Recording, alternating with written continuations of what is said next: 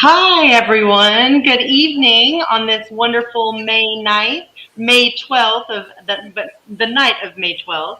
My name is Rachel Moses, and I'm an attorney with the Legal Aid Society of Middle Tennessee and the Cumberlands in the Cookville office. And we have with us tonight one of our attorneys from the Oak Ridge office, Mary Michelle Gillum. Hello, Mary. Hello.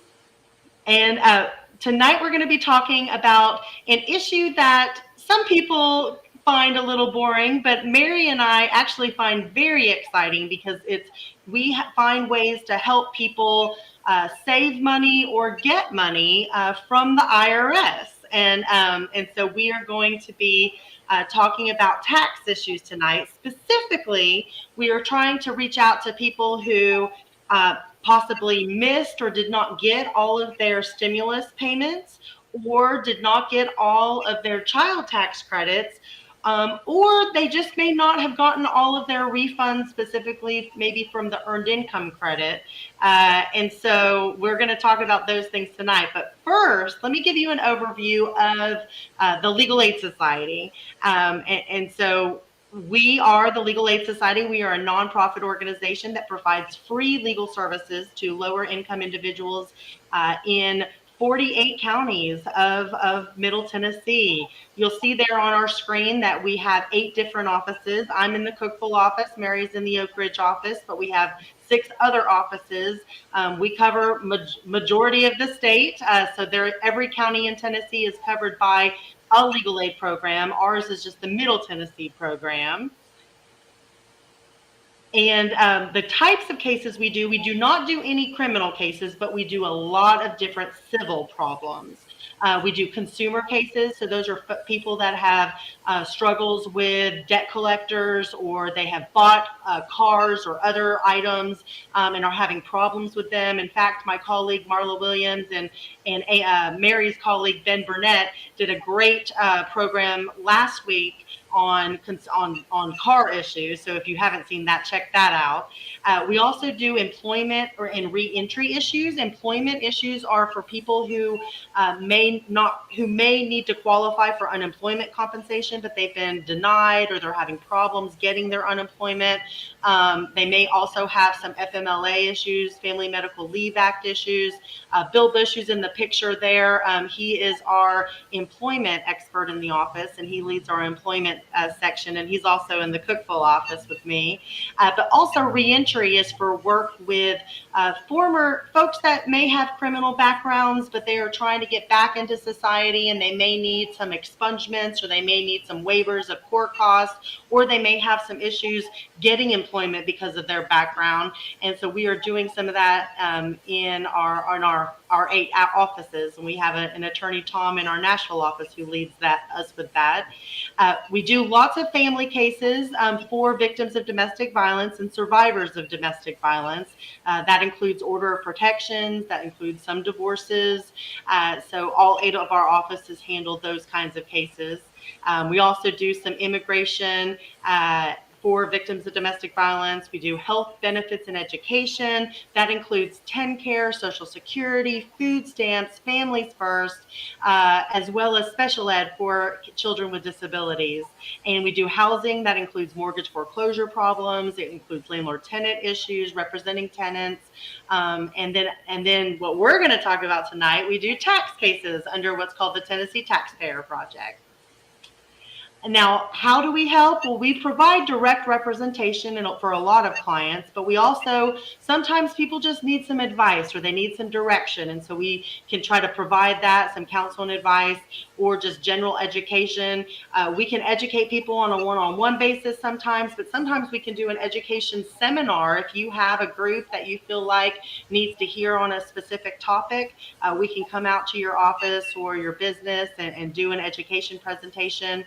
We also have clinics where our attorneys provide some in-person advice, but we also have some private lawyers who volunteer their time and provide pro bono services for us. We also do some drafting of life planning documents such as powers of attorney and wills.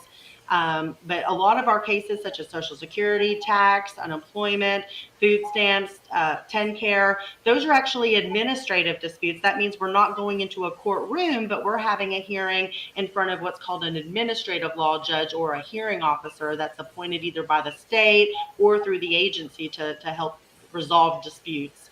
And then, of course, like you said, like we talked about, we do sometimes represent people in court, such as in our family law cases or in our eviction cases. Now, how can you get our help? Well, call us, please. Just call us if you're not sure if we can help you. Just give us a call. This is our toll-free number, and it will direct you to the local office near where you live. And now, if you have a specific tax question, we have a special hotline for that. And so we've given you here the tax hotline. You can also check out our website. We have a lot of good booklets and information on our website about the different kinds of areas of practice that we handle.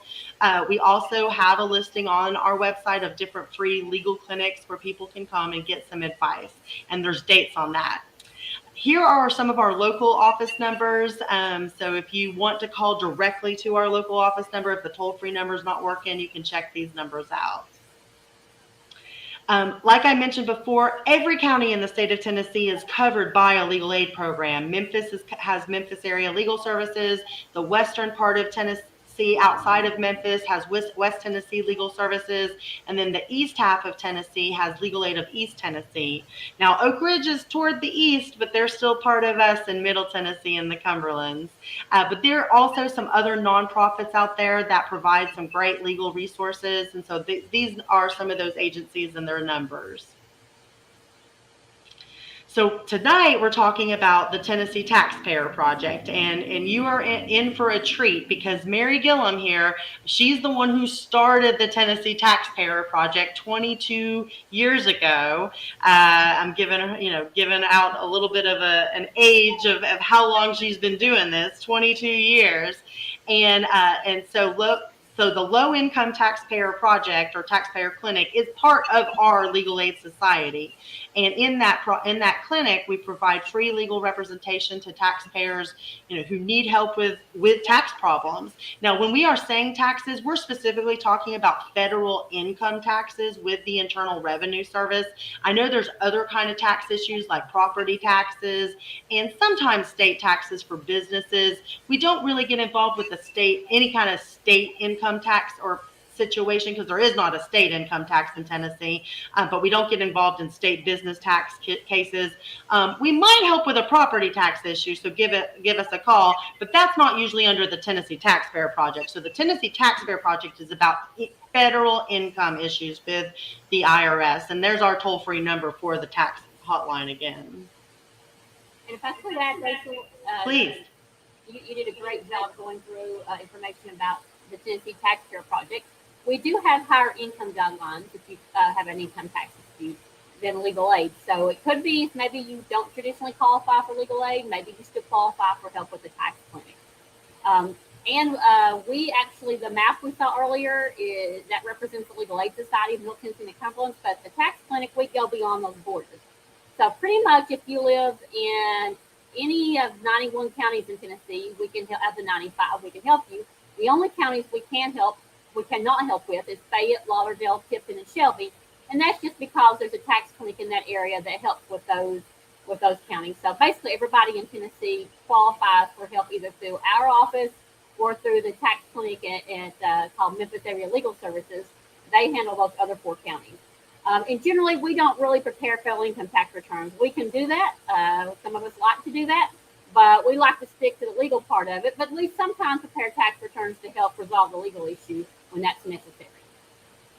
Yeah, thank you, Mary, for adding that and making that distinction. Because yeah, we're not a tax preparer office. We deal with tax controversies or problems. And tonight we're going to focus specifically on, the past 2 years, we've all been dealing with the pandemic, and the government has tried to provide some financial support to taxpayers, including stimulus payments and with some advanced child tax credit and some additional child tax credit that has been increased in recent years. So today we're going to be talking about those 3 economic impact payments. That's the technical term, economic impact payment, but we all call them, and most people call them, stimulus payments. We're going to talk about how to get those. Even if you have not gotten them before, you can still get those, and you'll learn about that through filing what's called a recovery rebate credit. Then we're going to talk about the time period for actually claiming the recovery rebate credit. We're also going to talk about the new advanced child tax credit that came out for the 21 tax year that people were able to get. Most people were able to get early in 21 and then finish up by filing their 21 taxes. But not everybody got what they needed to get. So we'll talk about that and how to get any of those missing advanced child tax payments and claiming, like I said, the second part of the child tax credit and what those time periods are for doing that. And we're also going to go into some special rules for the 2021 earned income tax credit, because there have been a few changes and things to that earned income credit, which is a great credit that allows a lot of folks to get a great refund back. Now, we are not going to be talking about all of the tax benefits under the American Rescue Plan, and we're not going to be talking about tax benefits for partnerships or corporations or businesses. We're focusing on individuals, which could be individual taxpayers, either as who are filing either single or head of household, or possibly married filing joint or separate. And we're not going to be talking about tax benefits for higher or middle income or high income folks. It's going to be more for the middle class and the lower class and working class folks. So let's start with talking about claiming missing stimulus or economic impact payments. So Mary, this is where I get to ask you some good questions. So how many stimulus payments have we gotten? Have people been eligible to get? That's a great question, Rachel, because I know I recently heard on one of the early morning shows, I won't identify the show, but they talked about getting your stimulus payments, and it confused a lot of people because they said, oh, is there another new payment that's come out this year, another new stimulus? There are 3 different stimulus payments, and none of them have come out in 2022 or this year. They're the first 2 came out in 2020, and the last one came out and started coming out in March of 21. So 2 payments in 2020, 1 in 21. There are no new stimulus payments for 2022. So a total of 3 stimulus payments that the government sent out.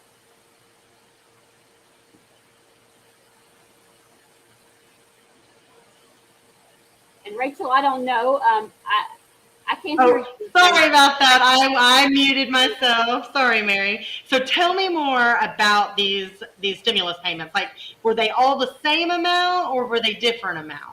Oh, there was a lot of differences between the 3 stimulus payments. There's some common denominators, but great question. And the first stimulus that came out was $1,200 per taxpayer. And if you file a joint return, then your spouse potentially got $1,200 as well. So there could have been $2,400. If you had a qualifying child, that qualifying child got $500. Now, with that first stimulus payment, your qualifying child had to be 16 or below. They had to be under age 17, so 16 and below to get that one. The second stimulus payment that came out, and that first one came out as part of what they call the CARES Act. And just to go back, they based that first one on either 2018 or 2019 returns. The second one that came out was $600 per taxpayer, and if you filed jointly, it was $600 for your spouse. The children still had to be under age 17, so that was 16 and below. And that amount for the children was $600. Now, let me just compare the first and the second one for a moment. The first one, if you had, when those advance payments come out, if you owed a debt, it was safe from the Department of Treasury's offset program, unless it was child support under that first one. The second one, it was safe even if it was child support. The first one, if you put money in the bank, then it wasn't safe from any banks or any other creditors from grabbing it on that first one. That second one, though, no creditors could levy, assign, or transfer any money that went into your bank account if it come from that stimulus. And I know in our tax clinic, we've seen a couple of clients come in where that maybe they defaulted on a car loan, for example, and they had that car loan with the bank where they had their checking account, and the bank took that money that involved the second stimulus, and that was not proper. That was not what the law allowed. So we've been able to help them get that money back. But now they could do that for the first one, but they could not do that for the second one, which was $600 each, even for the dependents or qualifying dependents. Now the third one was at $1,400. It was the largest payment, and it was for each taxpayer and for each spouse if a joint return was filed. So there was $2,800 if you filed married filing joint, but each qualifying dependent also got $1,400. So it was definitely the largest for the dependents as well. But here's where there's a really big difference. The dependent did not have to be a child. The dependent did not have to be under any particular age. If that person was a qualifying dependent, and you can have a qualifying child dependent or a qualifying relative dependent. But if it was a dependent that qualified for you, then you got a $1,400 stimulus payment on that dependent. It was based on the 2020 return. And if you had filed a 21 return, then it was based on the 21 return. But actually, I take that back. It was based on the 2020 return and the 19 return for that third stimulus payment. But so the third one was the largest. The third one was protected from the Department of Treasury's offset program. But if the money went into a bank account, it was not protected from any state creditors or judgments or garnishments or levies that you would have on that bank account. So there's some pretty significant differences between the three. So if you didn't get your second stimulus payment and it was taken for some reason, then you might want to give us a call, because that one had a lot of protections on that one. But in the third one, if you didn't get it, but because, you were used to not getting the first two because your dependent was 26 years old, you should have gotten it for the third one. So if the IRS didn't send you a stimulus payment of $1,400 for a dependent who was 25 years old on that third one, then there's a problem. You might want to give us a call. So just to kind of recap, first stimulus was $1,200 for adults, and it was $500 for children under 17, so 16 or below. Yep. And then and that came out, started coming out in the spring of 2020. That was kind of the first, right at the beginning of the pandemic. You got it, Rachel. Yep. And then that second one was right at the end of the year of 2020, and most people actually got them in early January of 21, and that was just $600 across the board. Good memory, yes. And then the third one was that big one of $1,400, and it didn't matter what age anybody was, but if you claimed a dependent, no matter, even if you claimed an adult, you were the one that was going to get that $1,400 on behalf of that dependent. Spot on. You got it, Rachel. Okay, I've got it. And that was the spring of 21. Okay. Well, so to get these stimulus payments, did they just go to anybody, or did you have to meet certain requirements, specifically income requirements? Right. Not everybody could get it. You had to meet income requirements. Most people that we talk to, most of our clients all qualify, but you did have to meet income requirements. And if you're single, that means your income had to be less than $75,000. So it could be that you would normally qualify, but that year your income was greater, and so you got knocked out of it. If you filed head of household, your income had to be less than $112,500. If you filed joint with your husband or your wife or your spouse, then the income limitation was $150,000. So basically, there are income guidelines. They are kind of higher, but it could be a year where your income, because you took out a retirement account distribution, it was higher than that, and you didn't qualify. So there are income guidelines, and And you still may have qualified for some stimulus payment if your income was above that, but it phased out after a little bit above those numbers. Got it. So were these requirements the same for all three payments? Um, they basically, well, the income requirements were the same, yes.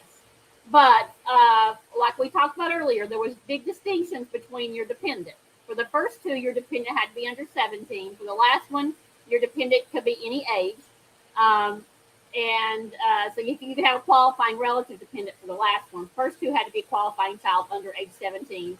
Um, the first one again was safe from all the Treasury offsets except child support, and your bank. Once it went in your bank account, it wasn't protected. The second one was safe from everything, and your bank account was protected as well from that anybody getting that stimulus money out of your bank. The third one, your bank account was not protected once it went in there, but it was safe from all Treasury offsets, including child support. So that's some big distinctions there. One last big distinction between the three is that well, first of all three you have to have a valid Social Security number to qualify, and that's big. But the first two you could still get if your spouse could still get one if they file a joint return with you. If your spouse had a Social Security number, and you could get it for your child if your child had a Social Security number. Now, if you and your spouse didn't have a Social Security number, then and even though your child may have had or your dependent may have had a Social Security number, you couldn't get it for that dependent. However, that third one, even if you or your spouse don't have Social Security numbers, then you could still get it for a child that had a Social Security number. Now, you had to have a tax number to file a return, like an individual taxpayer identification number.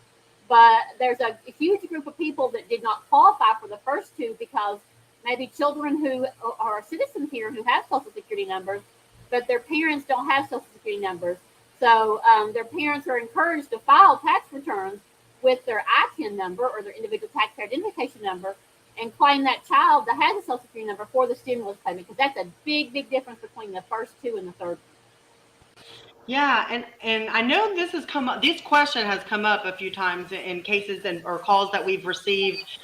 For instance, this question, like if somebody does not have a Social Security number, but their child does have a valid Social Security number for employment, could the child get that third stimulus payment? Yes, and if you have a Social Security number that's not valid for employment, or you have an individual taxpayer ID number, just basically what your question is asking, an ITIN number, but you don't have a valid social or a social valid for employment, and your child does have a Social Security number, yes, your child still qualifies, even though they didn't qualify the first two. So you need to file a return. Now you have to have your either Social Security number that's not valid for employment or your ITIN number. You have to have it by the due date of the return, but you can still file a return and claim that on that child, that $1,400 from the child. Yeah, I had another attorney just recently mention to me that because they thought because a wife did not have or was not a citizen that she did not qualify for the stimulus payment, but she has a valid Social Security number with work authorization to work, and she got that back in 21. So would that make her eligible for the third stimulus payment? And if she had that by the due date of the return, Yes. yes, she should qualify. Yeah. So that's what I thought. I told him that. Good job. So what about the situation where what does somebody do if they never received either of the first two? Because the first two, the 1,200 and the 600, those were both authorized in the year 2020, right? That's correct. Okay, so if you did not receive those first two, so we'll just talk about those two first. Like if you didn't receive those, is it too late? I love that question. No, it's not too late.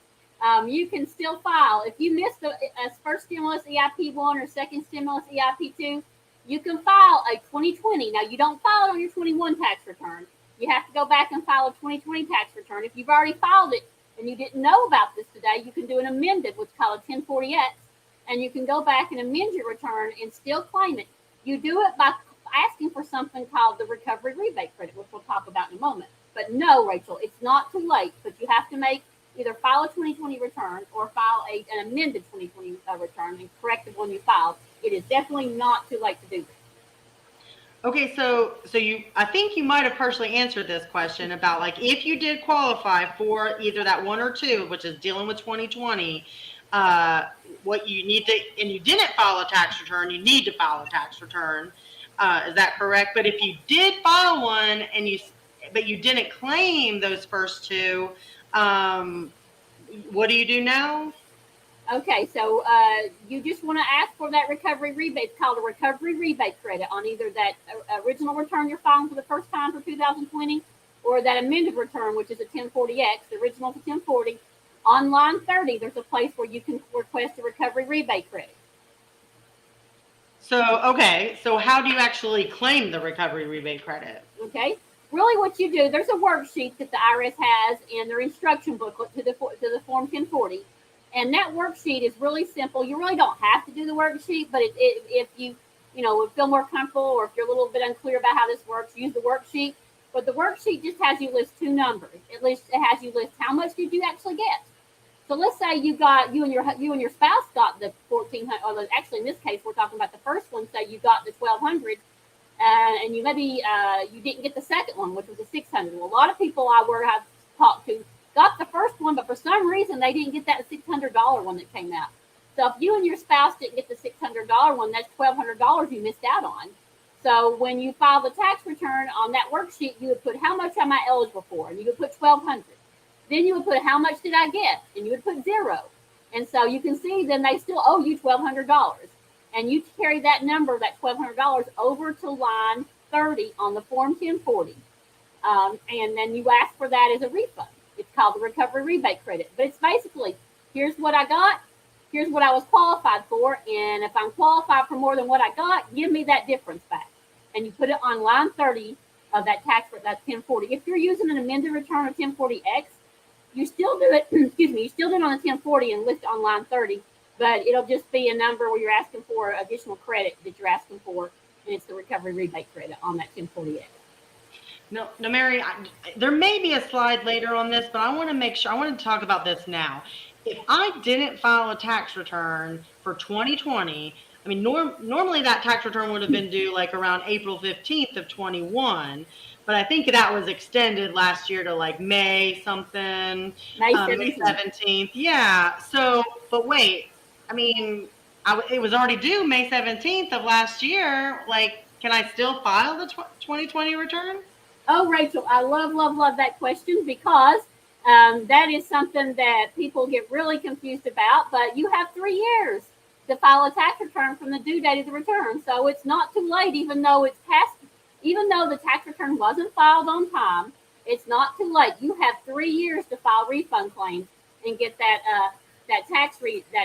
recovery rebate credit. So no, it is not too late. You can still go back and do that. And get that money. Now, a lot of people, let me follow up with your question. A lot of people say, oh my gosh, Rachel, Mary, you're telling me to do something. Am I going to get penalized for this? Because I didn't file by the due date. And yes, there's a penalty for not filing on time, but the penalty is a percentage times what you owe. And if you're only asking for a refund, of course, we all know that for any percentage or any penalty times 0 is going to be 0. So you're not really going to have a penalty if you're asking for a refund. Right. Awesome.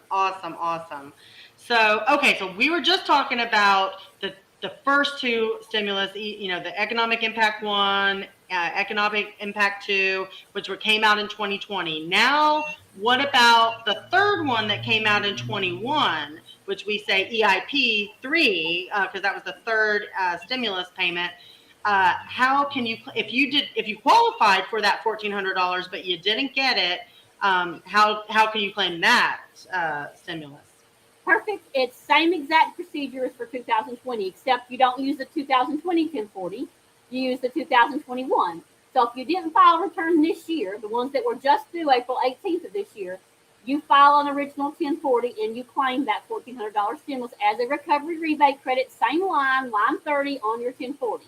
If you filed and say, oh my gosh, I didn't think I could do this, then you file an amended return, a 1040X, but you will also attach a 1040 with line 30 filled out with the amount of your recovery rebate credit, and on your 1040X in the back page where it asks you to explain, you would put down that you're asking for your missing stimulus payment or the recovery rebate credit. Excellent. So even though the 21 return was due last month, April 18th, it's not too late to file your 21 return. I mean, the IRS will accept it even up for 3 years from April 18th of 22. You know your stuff, Rachel. You're exactly right. And you know what? You've got until April 17th of 2025 to file that 21 tax return because Yeah. it was due in 2022. In 3 years plus 2022 is going to be actually April 18th, I believe it was this year, not the 17th. It'd be April 18th of 2025. Right. If people get confused and they're like, wait, what was the date? What was the date? Can they call the tax hotline and get information about when their due date is? Absolutely. And we have that toll-free hotline you can just call to get answers to quick questions. And that's 866-481-3669. It was on one of your earlier slides. And yes, people can absolutely call. So don't let any of this overwhelm you. If you got something that piqued your interest, give us a call. Cool.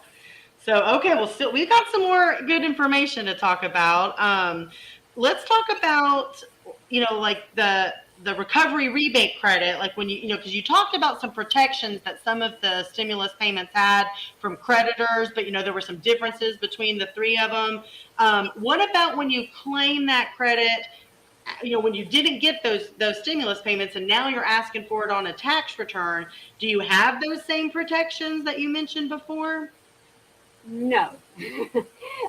Unfortunately, the CARES Act, which authorized the first stimulus payment, and the subsequent the Reconciliation Act, and the third one, which is the American Rescue Plan Act, none of these protect your refund that includes the stimulus payment. So theoretically, the government, when you file a return, if you owe child support or you owe back taxes to the IRS, they can offset that refund. And that's really unfair because you already kind of feel you were harmed because you didn't get your payment on time. You didn't get it advanced in the year like everybody else got.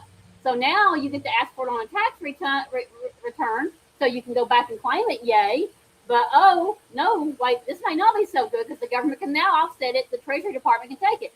The IRS, at least, realized the unfairness of this. And the IRS has issued, an announcement for both tax years, 2020 and the 2021, that they're not going to keep the part of your refund that involves the stimulus. However, I don't know how long. There's some debate and question about, was that only through the tax returns due date, or will they continue to say, I'm not going to take your part of the tax refund that includes this recovery rebate credit? And I really don't know the answer to that question, but if you're in danger, you need to call the hotline number, the 866-481-3669. Or if you don't want to call that number, maybe you want to do this yourself. There is a procedure that you can follow. You could ask the IRS taxpayer advocate if you're facing a hardship to get involved and to not take that part of your refund. And you can do that by filing an IRS form 911. And you do that through, you can find that 911 form at www.irs.gov, and then you'll fax it to the taxpayer advocate. You can call us, we can give you some direction on that. But you can submit proof of your hardship to the taxpayer advocate service and ask them to protect that part of your refund. Now, everybody's return that we've seen filed thus far this year, their part of this, the refund is the recovery rebate credit, which, as you remember, is the stimulus part. It has been protected, so we've not had to do that. However, you might want to check because I know the announcement the IRS made at least protected it through the due date of the return. I'm not sure if you're filing right now. So what we're doing now is filing that 911 form right either the same time you file the tax return or just shortly thereafter, because there's only a short window or period of time you can protect that refund. Got it.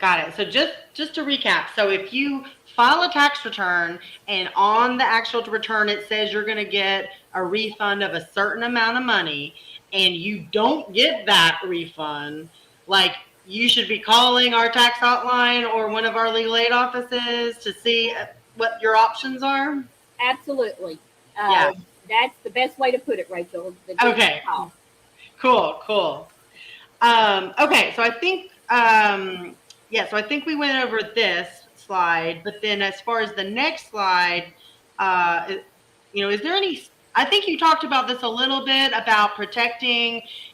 So if you owe a prior tax debt, then when you file your tax return, they're going to try to keep that refund to pay off that previous debt. Is that right? That's right.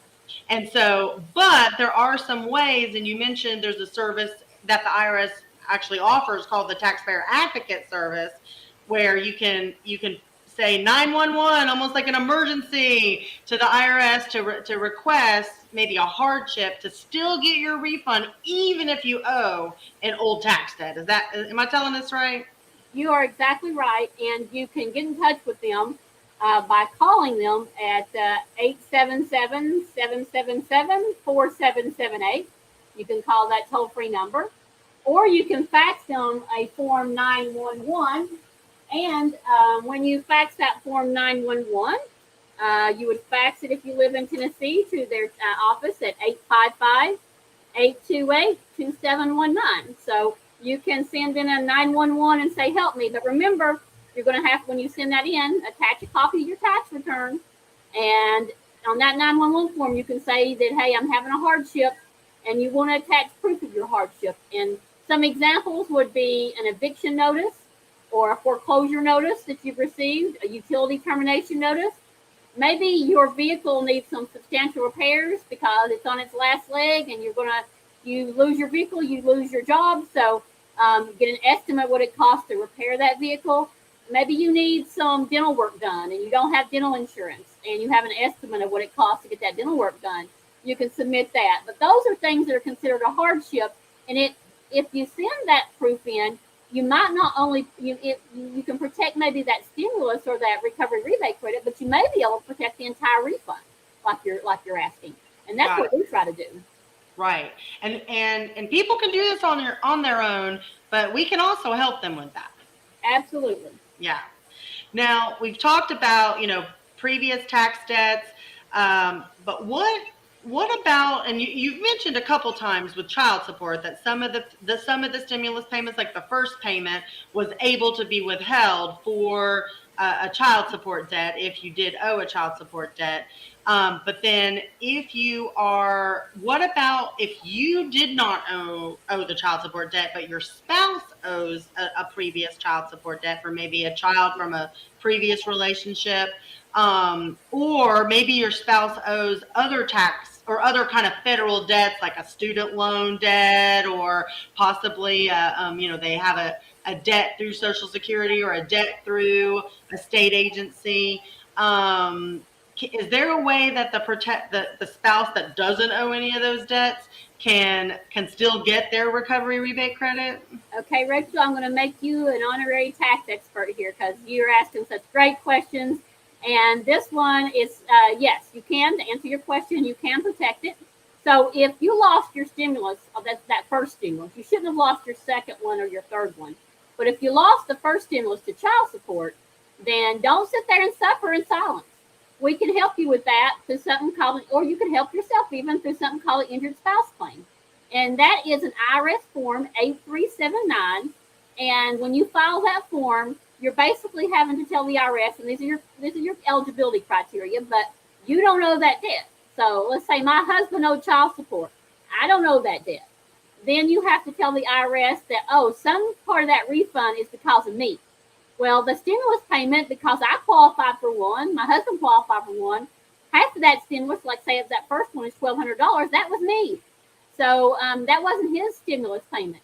So when I file an injured spouse claim, the IRS, once they work that claim, they should say, this was her separate legal interest in this refund because she was entitled to that $1,200 stimulus payment, and send me that stimulus payment. But it does, what I'm talking about, these injured spouse claims, they don't just apply to protect your stimulus payments or your recovery rebate credits. They're there also to protect you from any debt that you lose your refund to that you don't owe. It could be defaulted student loans. It could be where you maybe had a foreclosure on an FHA loan.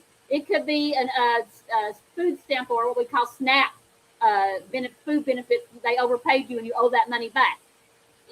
Or that your spouse does. If you don't owe it, and maybe you owe it, but your spouse didn't, and you feel bad for your spouse. Your spouse should file that injured spouse claim. And it's a form, it's just a 2-page form, 8379. You can get it at www.irs.gov. You can call us, we can send it to you, but you file that form. And you can do this even if you've already filed the tax return. You can file this form by itself. Now, Rachel, some special little secret that many people don't know is, like we said, you've got 3 years to get money back, right? If you filed your tax return on within the 3-year time period, you've actually got 6 years that you can file an injured spouse claim and get back your separate legal interest in that tax refund. That is a huge. So that means like if 5 years ago, like they kept, mine and my husband's tax return refund, but it was really to pay my husband's child support debt and not mine. Like I could still now 5 years later, even 6 years later, I could file an injured spouse claim to get my part of the refund back. That's exactly right. And you file the injured spouse claim, you as the injured spouse sign it. It's, like I said, a 2-page form, 8379, and you send it into the IRS. If you filed your return within the 3-year time period, you can actually go as far out as 6 years and still claim, hey, IRS, you kept my part of the refund that I had a separate legal interest in, and I did not owe that debt, or vice versa. My spouse didn't, and he or she wants her part back. Yeah, that's huge. That's huge. So definitely, if you're a spouse who doesn't owe a debt but your other spouse does and the refund's being taken, you need to call us so that we can give you that form and maybe even help you through the injured spouse process. And injured does not mean they're physically injured. It just means they're financially injured. Is that right? That's exactly right. Yeah. Cool. So, okay. Now what if, you're the other, if you had the child and you thought you were going to get your stimulus payment for your child, but the other parent that you don't live with and that the child doesn't live with anymore, at least maybe part of the time doesn't live with that parent, what happens if the other parent received the stimulus payment, but then I claim the recovery rebate credit for that child's payment? Great question, and the IRS anticipated this question, and they anticipated this happening because when the IRS sent out the 2020 stimuluses, the first one they based it on 18 or 19 tax return, the second one they based it on a 19 return, the third one they based it on a 19 or 20 return. Well, if it's 2020 and they based it on 18 and 19, maybe the children live with the other parent. Maybe the other parent had the right to claim the kids under a parenting plan. But maybe in 2020, when the stimulus was supposed to be awarded, and when it was sent out, maybe you're the one that had the children. Maybe you're the one that has the right under the parenting plan for the 2020 year to claim the kids. So even if the IRS sent it out to the other parent, the IRS directs you to file a tax return and claim that recovery rebate credit, even if they already sent it out to the other parent. Of course, that begs the question, will the IRS go after that other parent? Now, the IRS has a Q&A, question and answer thing on their website that talks about this, and it says, in most cases, no, they will not, because if it was due to their error, because they were estimating based on that 18 or that 19 tax return, they won't go after it from the other parent because it wasn't the other parent who asked for it. But they got it, they kept it because, they didn't know. But the IRS says if you're the one truly entitled for that 2020 year, or maybe it's the 2021 year, you're the one that's supposed to claim it. Even if they already sent it out because they estimated based on another return and they were wrong, you still should file for that stimulus payment for those, especially for those qualifying children. And you do that recovery. Go ahead. So if it's your turn, I mean, if you were the one that was eligible to claim those children for 2020, but you know that the other parent got those two first payments, which was $500 for kids under 17, and then $600 for kids. What was the second age bracket for the second stimulus? The second was the same as the first. Okay, for both of those. But that's $1,100 right there. And if you think that the other parent got that, but you were the one entitled to it for 2020, you can still claim that on your 2020 return for that child. Absolutely. If you haven't done it, you've got 3 years to do it. So you can go back and either amend that return, or if you didn't file that return and claim that recovery rebate credit. And just, and talking about the 3 years though, I mean, for 2020 returns, those were due May 17th of 21. So really they only have 2 more years from almost around now for that 2020 refund. Is You're that right? right. I'm giving Yeah. you a gold star, Rachel, because Okay. you're right. 1 year Well, I'm advantage. keeping up. I'm trying to keep up with it. Yes, Yes. it's until 2024 for those For the returns. 2020.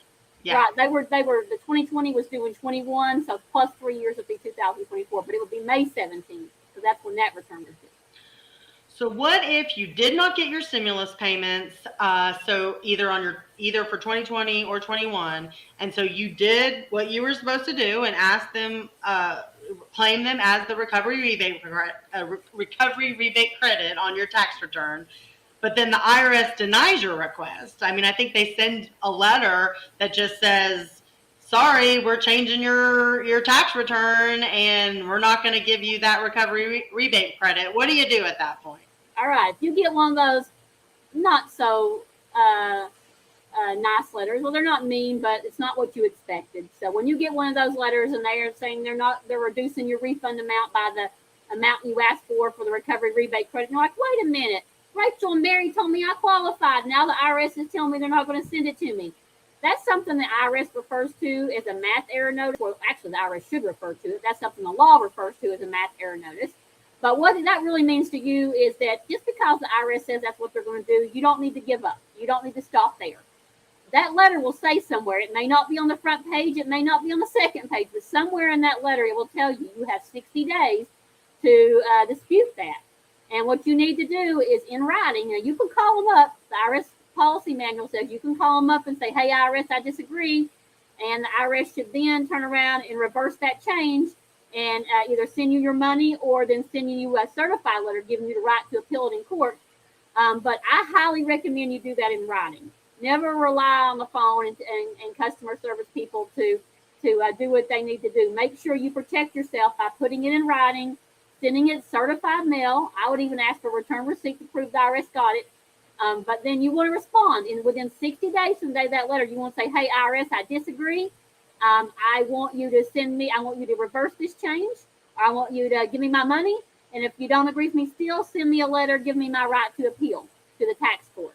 And that's what you need to do. And when that happens, the IRS will either go in and say, oh, maybe we made a mistake, and they'll send you the money.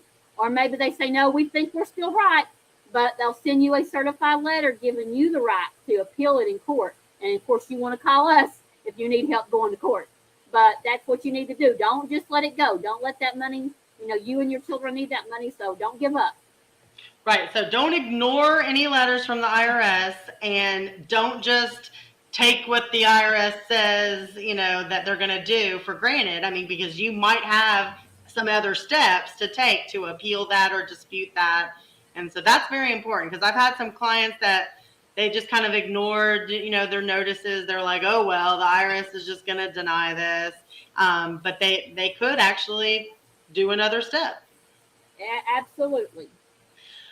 So what happens, if you were married, but then your spouse passed away, and then you're wanting to, you file a joint return anyway because they passed away during the year, but you still are considered married during that year. Can you claim the recovery rebate credit for both you and the spouse if the spouse didn't get it?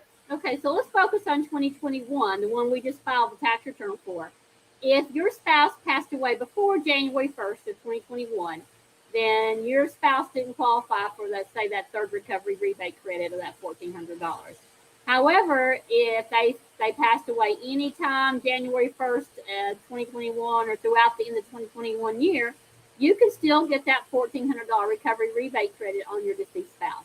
So if the IRS didn't send it out to them, then you need to be asking for the recovery rebate credit for that spouse. Either, maybe your only income was Social Security and you don't usually have a filing requirement, but then you just realize, hey, they sent me my $1,400, but I never got hers or his before my spouse passed.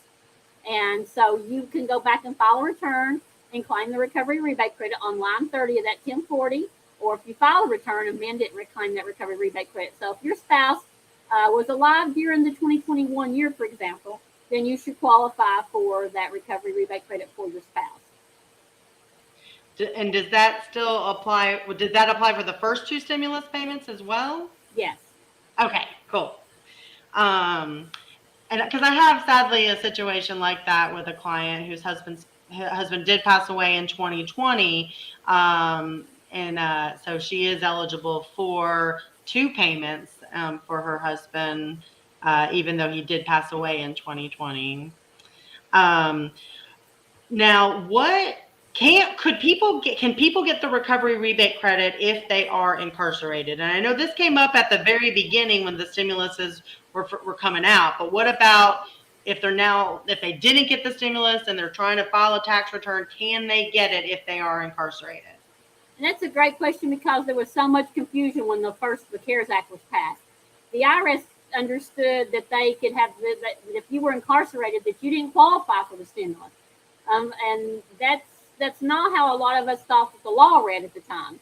And some great attorneys sit there and said, "Hey, IRS, I think you're wrong," and they appealed it in the court. And the court said individuals should not be denied the stimulus payments or economic impact payments solely because they're incarcerated. So an incarcerated individual may be issued a recovery rebate credit if they meet all the eligibility requirements, and they file a 2020 return or a 2021 return, depending upon which stimulus they're claiming. So if you're incarcerated and didn't get the stimulus payment, then you've got something you need to do. Sorry, I muted myself again. No, this is good information, and I want to take a second to thank everyone who's watching this. And if you have any questions, I'm going to be monitoring the chat on Facebook Live.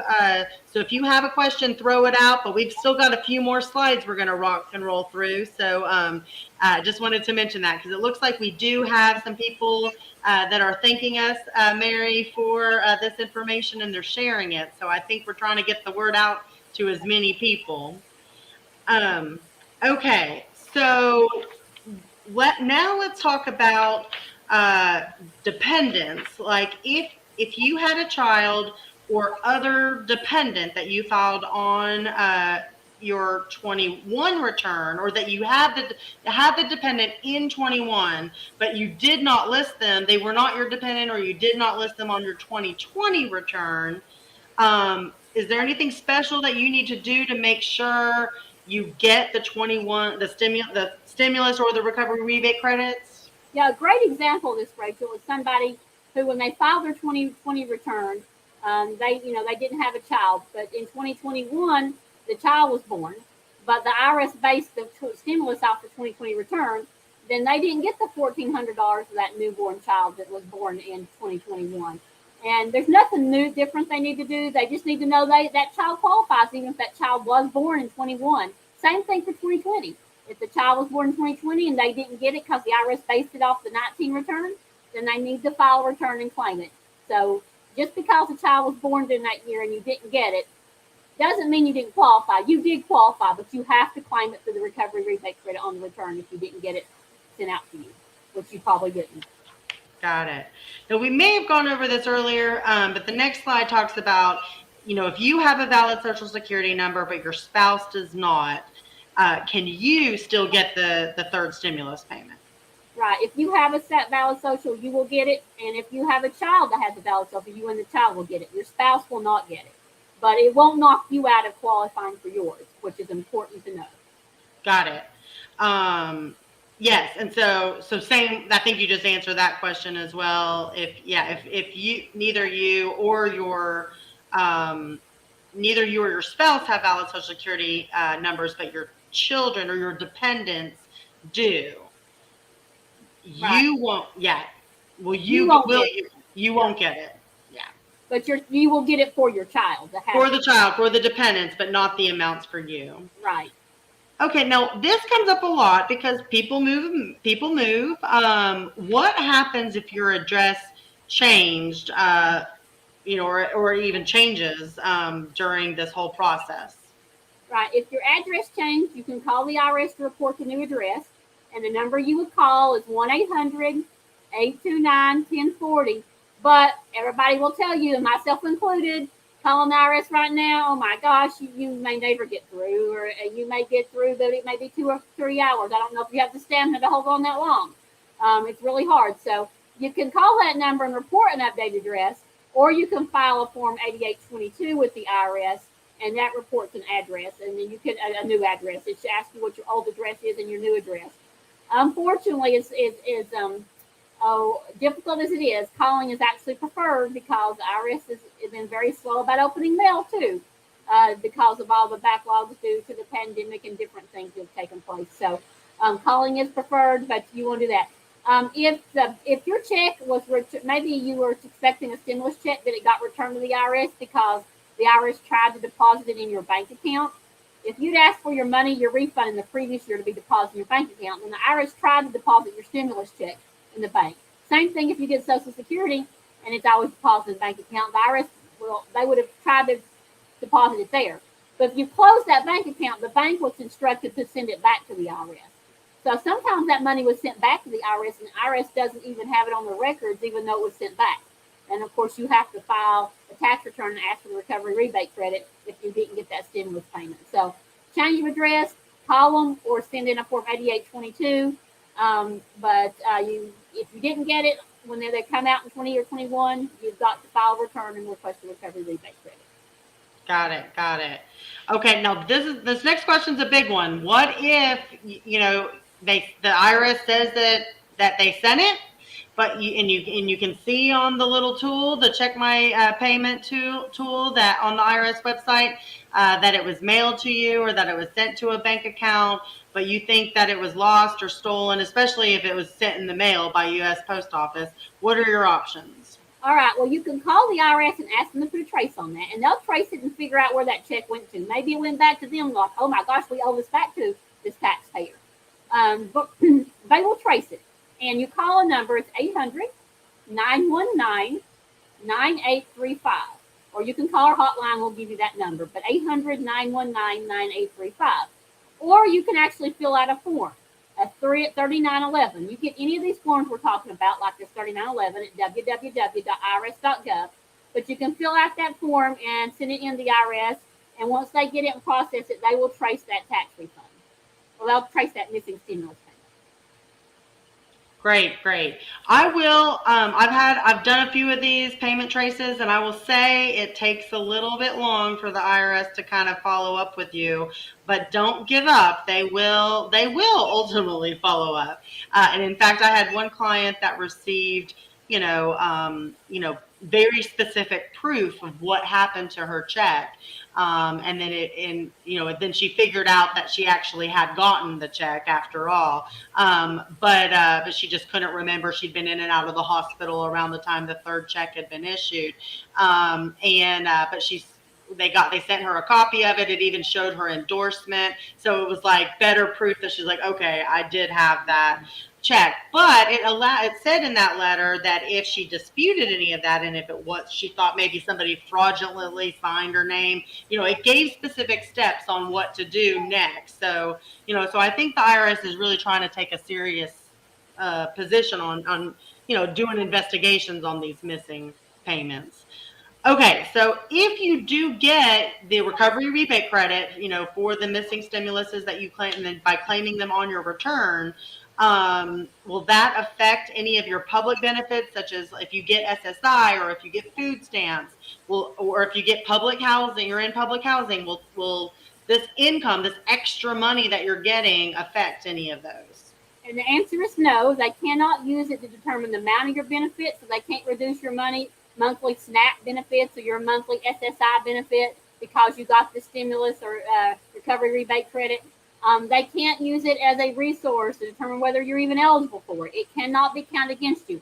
Now, keep in mind, some of these programs say that if you keep it in your bank for more than a period of 12 months from the day you receive it, they will count it against you. So you can't keep it in there forever, but it is not to be counted as income when you're applying for these benefits, and it's not to be counted either in determining the amount of your monthly benefit if you're already on the program. But some of these programs do have requirements that you spend it in 12 months, and then it becomes an asset or resource. Right. Got it.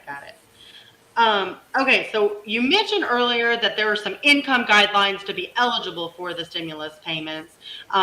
So, like, what if the IRS and the stimulus payments were based on your previous year's return? So, what if you had less income in 2020, and then and it qualified you based on so then they issued you your third payment of $1,400, but then when you filed your 21 taxes, you actually made more money in 21 and didn't qualify for that third payment after all. Like, what's the IRS going to do? There's no provision in the law that requires you to pay that back because it was the IRS. They based it on the estimated return. You don't have to pay it back. Um, so, that you don't have to worry about that. That's awesome. That's awesome. So, okay, well, let's move on. We've been talking this whole time about the stimulus payments, and how to recover those through the recovery rebate credits. But there was another new type of, not necessarily new, but like some extra money that some parents and family members got for children that they were claiming on their taxes. So let's talk about that. But generally, what is the child tax credit? Because that's not a new credit, right, Mary? Right, Rachel. That child tax credit has been around for quite a while. I'm thinking it's been around since maybe 1998. It's been around for a long time, over 20 years. It's a tax credit for people who have children. Your main home has to be in the United States, and your income has to be below a certain amount. But it's the same amounts I gave earlier for the stimulus. Single, 75,000; had a household, 112,500; and married, filing joint, 150,000. It's allocated though to the taxpayer who can claim the child as a dependent. So you have to be able to claim the child as a dependent. Now, not all the credits are like that, but the child tax credit goes to the parent and gets to claim the dependent exemption. Okay, so that's been around for a while. So what changed in 21? Well, that American Rescue Plan Act that was passed in March of 21, a little over a year ago, it made some big changes to the child tax credit. And there's at least, let's say, four major changes I'll talk about. One is before you qualify for it, a lot of low income people didn't get it because they didn't have earned income. And you had to have earned income to qualify for it. But for 2021 only, the government said, hey, you don't have to have earned income. You can qualify for this child tax credit even if you don't have any income or any earned income at all. So that was a big change. The second one was before your child had to be 16 and below, under the age of 17. But for 2021, your child could be under 18, so it could be 17 and below. So you got another year of a child's older that normally wouldn't qualify because they turned 17, they could still qualify. Another big change was it used to be $1,500. In fact, at one time it used to be $500. Then it was moved up to $2,000 per child. Well, the law in March of 21 increased that to $3,000 per child if your child was between the ages of 6 and 17. And if your child was 5 and below, it's actually $3,600 a child. So the amount really went up. And the biggest change that we've all heard the news media talk about is that for the first time ever, the child tax credit was eligible to come out as an advance payment. So people got advance payments of the child tax credit that started last July or in July of 2021. And it was one half of the child tax credit could be advanced. So yeah, so that because I've got lots of clients that have children, and they were calling me and telling me they started getting some payments starting last July, which really helped them out. By the way, I mean it just helped a lot of folks, pay some bills and get things going. But what about folks that didn't get those advance payments? Is it too late to get those back? Those, even though that was last July? Well, it's too late to get them advanced to you on a monthly basis. That ended in December 31st of 21. However, it's not too late if you missed out. Maybe you didn't get them like you said. Maybe you got some of them, but you didn't get, like I said, you're supposed to get half of it. So if you had a child that was 7 years old, you should have got $3,000 per child for the whole year, but half of it would have been $1,500. Maybe you only got $500 and you didn't get the full $1,500. If you didn't get any or you didn't get the full one half, then you can get whatever you missed on that 21 tax return. You will file a 1040 or tax return to claim that, and you'll fill out a form 8812. So you can get what you missed. You can't get them advanced to you monthly like before, but you'll get it in one lump sum if you missed it. Got it. And so to basically reconcile, you file your tax return to reconcile and claim what you what you didn't get in the first half. Right. So what about if everybody, or if you got everything you were supposed to get in advance? Like if you're eligible for a total of 3,000, so half of that's 1,500. So let's say you got the full 1,500 from July to December of 21. Do you still need to file a tax return to get the rest of the 1,500? Yeah, this is one of my favorite questions, Rachel, because most people think I got all my advanced child tax credit. I don't need to do anything. Wrong. They only sent you one half of it, but they're not going to send you the other half voluntarily. To get the other half, you have to file a 2021 1040 or federal income tax return. And you have to say, hey, IRS, yes, you sent me half, but you owe me the other half. So the other half would be $1,500 for a child that's, say, 6 through 17, or $1,800. And again, if you didn't get any of it, it would be $3,000 and $3,600. So even if you got everything they could advance, you still have to file a return and get the other half. They only sent you one half of it, and a lot of people don't realize that. Awesome. Now, what if you are new to this country and you have, or don't have a social security number, but you have an ITIN number and an individual taxpayer identification number, which allows you to file taxes?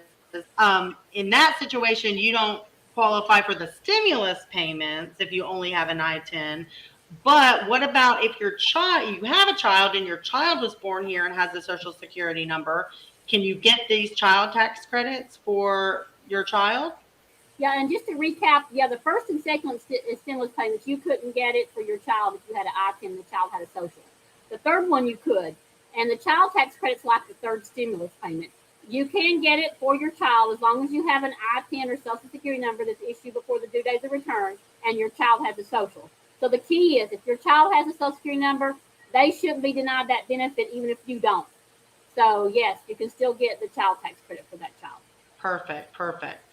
So, 2021 was definitely a tough year, and some people did not, make as much money in 21 as they did in 2020. So how will that affect the child tax credit? Well, the child tax credit could be based on the amount of income you earn. So if you earn less in 21 than you did in 2019, you can use your higher 2019 earned income to determine the amount of the child tax credit. So there's a little bit of planning that can be done there. So if I made less in 2021 and if I use my earned income from 19 and that would give me more child tax credit, I can do that. Now, do I use that to figure my tax liability? No. But I use that to increase my child tax credit if it will help me and benefit me. You can do that.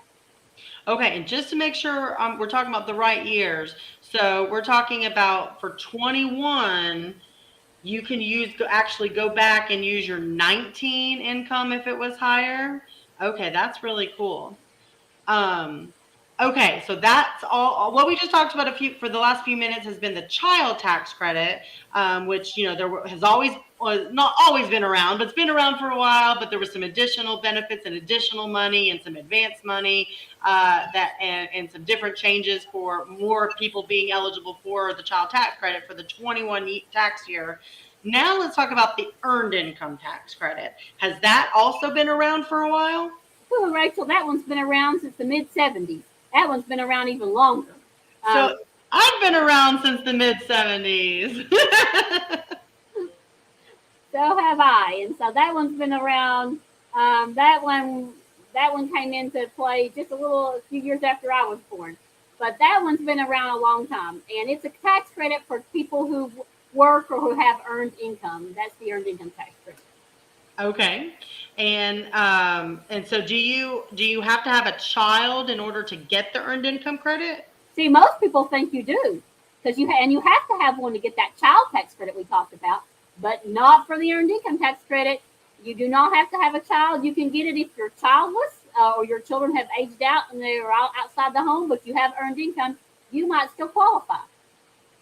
So how much can you get if you don't have any children? Okay, great question, because the law that changed this American Rescue Plan Act that was passed in March of 21 that changed the child tax credit, it changed the earned income credit. Usually you couldn't get more than $600 if you didn't have children. But this year for 21, it was increased. You could get up to $1,502 for earned income credit, even if you don't have a child.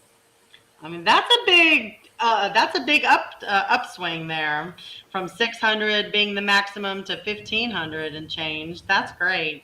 So, are there any kind of income limits to get the earned income credit for if you don't have any children? Yes, there are income limits. For example, if you don't have any children, the income limits. Let's see. I think with childless workers, the income limits there it's around $21,000, and it's around $27,000 if you're married filing joint to qualify for the earned income tax credit. Got it. Um, and what about age limits, like for yourself? Can anybody who's filing a tax return claim the earned income credit as long as they meet the income requirements? Um, let's see. As far as age limits, you generally you have to be younger than 65, and you have to be at least 25. But that law changed that too. So for 2021, you can be 95 and still qualify. So that age cap was removed for just for 21 though. It won't apply to the 22 year we're in. But we're talking about this because we can go back and fix that return we filed in 21, or we can file a return. We've got 3 years from the due date to do that. So you can be any age. I mean, you don't have to be below 65. As far as the age where you used to have to be 25, that was lowered to 19. So if you're 19 now and you don't have children, you can still claim it. And actually, Rachel, if you're 18 and you were a qualified foster child or you were homeless, then you can still claim it. Before you had to be 25, but not for 2021. Awesome. Now, if you're doing your taxes yourself on like an online program, do most of the online programs try to help look for these things for you? They do, but you've got to make sure you answer all the questions and answer them correctly. And if you make a mistake in how you read a question and answer it, it could mess up. But yes, it's programmed to try to fix this for you and qualify you.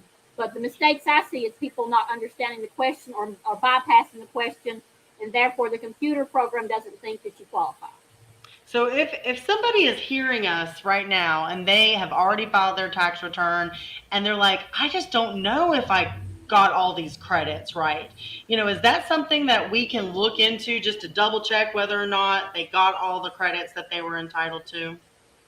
It is something they certainly can call our hotline, and we can walk them through the return and kind of give them the number based upon the number of amount of income they have, how much they should qualify for. And if they see they didn't get what they were supposed to, we can help them with that amended return of claim. Cool, cool. So back to the earned income credit. So if you do have a child, a qualifying child that allows you to well, yeah, how much can you get earned income credit wise if you do have a child? Okay. If you have one child, the most you can get is $3,618 on the earned income credits. Again, separate from the child tax credit. Remember, the child tax credit is $3,000 for a child, or $3,600 if you're below age 6. So you can get both of them potentially. You don't have to be able to claim your child as a dependent to get this earned income credit. If you have 2 children or more, you can get up to $5,980. And Rachel, if you've got 3 kids or more, and if you've got 3 or more, you need it. You can get $6,000 up to $6,728. So the amount you can get if you have children is a lot more than if you don't. Remember, if you don't, you can get up to $1,502. But if you have kids, depending upon how many you have, then it gets higher. But the most, it doesn't change after 3 children. Got it. Now, what about income limits for people claiming the earned income credit that do have children? Are there some income limits for them? There are, and if you have one child, it kind of maxes out. You can't claim it claim earned income credit if you have more than $42,158.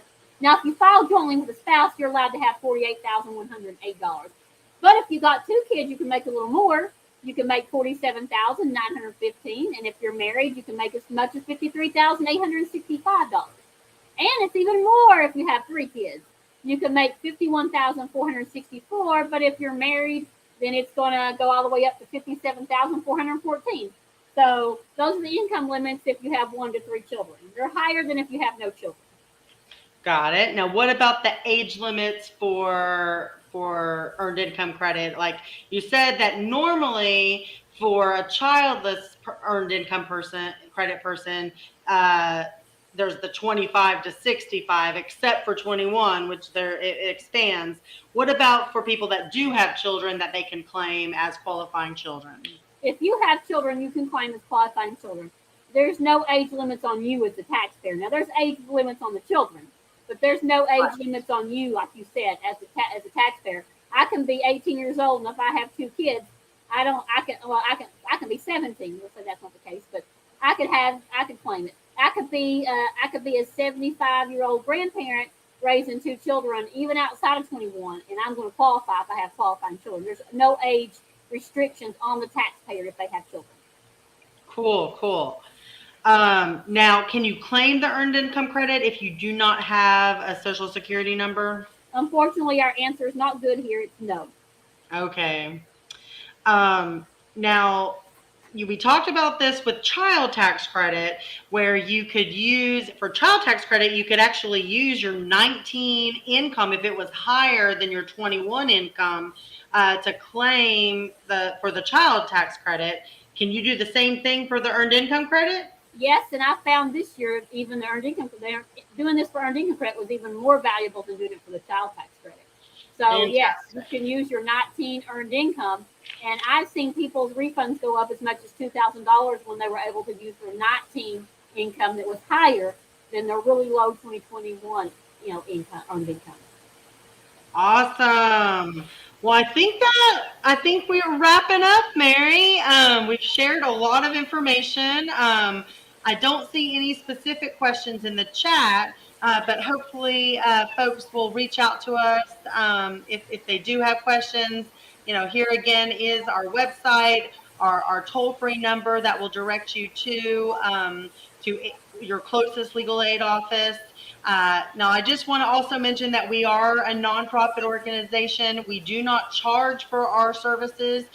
We do not ask and cannot ask for any payment from our clients, but we always welcome donations. So if this information has been helpful to you, please feel free to donate to us. You can go to our website.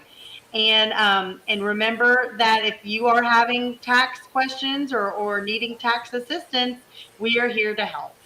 So thank you, Mary, for this information. And Thank you, Rachel, for all those wonderful questions. No problem. Everyone have a great night. Bye. Bye-bye.